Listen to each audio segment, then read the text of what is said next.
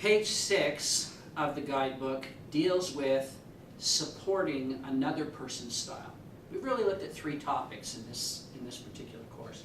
We've looked at understanding our own style in the context of the metaphor of a traffic light.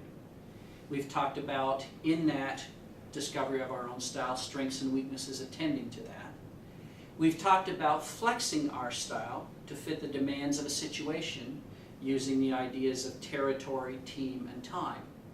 Now we're going to talk about what is the hardest thing to do when it comes to personal styles, and that is to get good at picking up on the style of the other people that are involved. It's great to recognize our own style and know what we need to work on.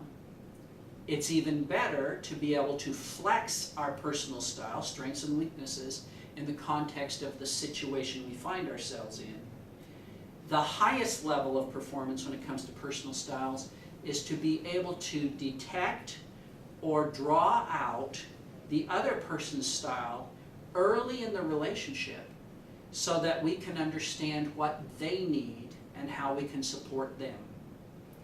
Page 6 of your handout gives you some checklists for each of the 3 styles. Those checklists, in essence, tell you if a person is a high red, here is what they expect in the relationship, and here are things you can do to support those expectations. As a very simple example, high reds who are about relationships and engagement really appreciate relationship activities like thank you notes. A handwritten personal thank you note can be completely wasted on a high green. A high green tends not to care that much about the periphery of life because they're so obsessed with momentum. So it's not that they won't read your thank you note, but they'll read it, close it, and throw it in the trash. Doesn't mean you shouldn't write it, but just understand that's how greens will treat thank you notes. Yellows, because they're about detail, will be just as happy with an impersonal email thank you as with a handwritten personal thank you note. Reds, on the other hand, will just go gaga over a nice thank you note, handwritten by you, that makes some kind of personal reference that they can tell it's not just being generated as part of a mass mail project. If I knew that that a certain group of my customers were high reds, I would consider it every bit worth my time to take the time to get some nice thank you cards and write thank you notes. If I could then distinguish out the yellow group, I would not waste the cost to write physical letters. I'd send them personal emails. And for the greens, I'd text them. Greens, because there's momentum involved, the occasional text to them of, basically saying, what's up, how you doing, tweet them, text them, whatever, tells them you're engaged, tells them you're thinking about them, but allows them to process it that fast and keep doing what they're doing.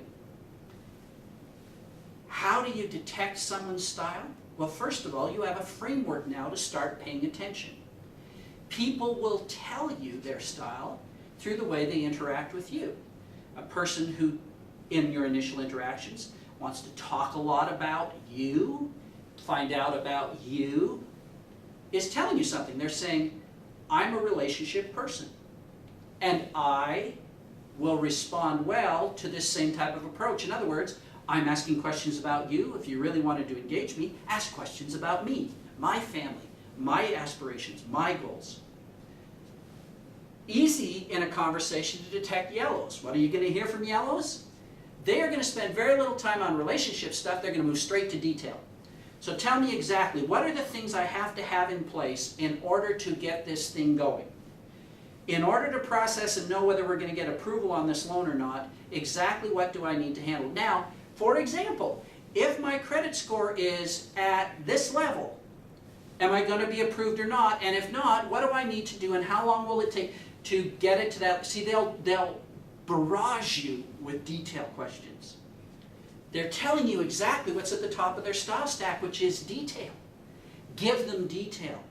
Your ability to have in your business pre-prepared a package of materials using various learning styles that is detail-oriented will thrill them to death. You see, they don't want to chat. They want to get to work, but not to work meaning momentum. They want to get to work on the details. So your ability to have a very clear, well-organized packet that says, if you go to page 1, you'll see that there are 10 bullet points. For each of those bullet points, there's a supporting document. If you can answer the questions or meet the criteria on each of the 10 bullet points, we can do the deal. Yellows will love you for that. Greens, on the other hand, they don't want to chat. They don't want to be bothered with details. They want to know you're a closer. Whether it's the mortgage or the house, the property, the insurance or the warranty, they want to know one simple thing. Are you my guy? Can you get this thing done? If you're not a high green, they'll frustrate you, because if you try to tell them then parameters like, well, I'm your guy as long as, they don't want to hear the as long as. Now, of course, we have to handle that. So we can get very scientific about this, but here's the key. Look at page 6 of the material. Try to process and remember with as much of those things as possible, and then become good at that inviting the relationship initial set of conversations. Go into it recognizing that in addition to all of the technical things you need to get done in that first meeting, you also need to detect 2 things. From a previous course, their learning style, so that you can present information from that point on in a way they prefer, and in the context of this course, their personal style. How do they prefer to interact? Listen to how they talk to you. They will give you strong signals on how much red is in their style, how much yellow, and how much green. It's okay too, once they give initial signals, to feed them back and to actually ask questions. Don't ask them in the context of the traffic light metaphor, but say, I've noticed, for example, that you don't make a lot of references to details and documentation.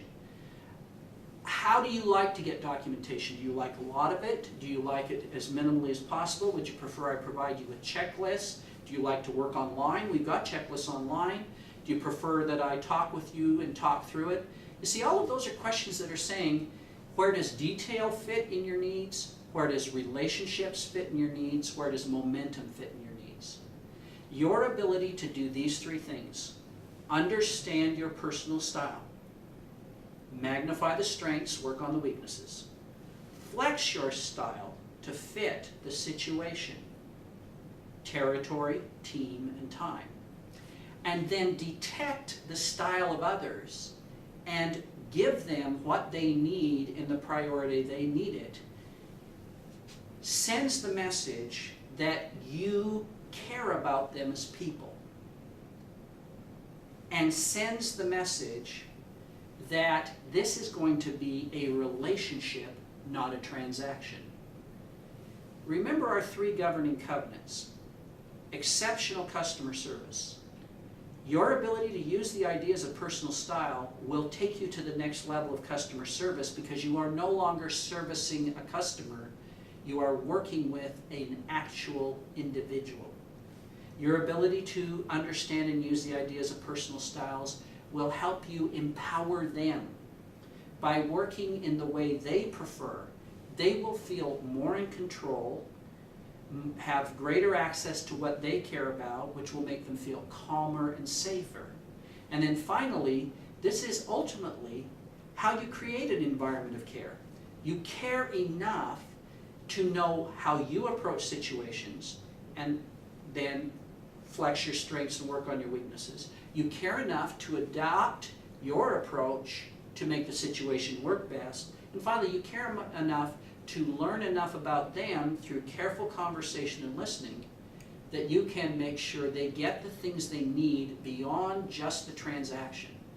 Those things together send the message, this is personal, this is an important relationship, and I would like this relationship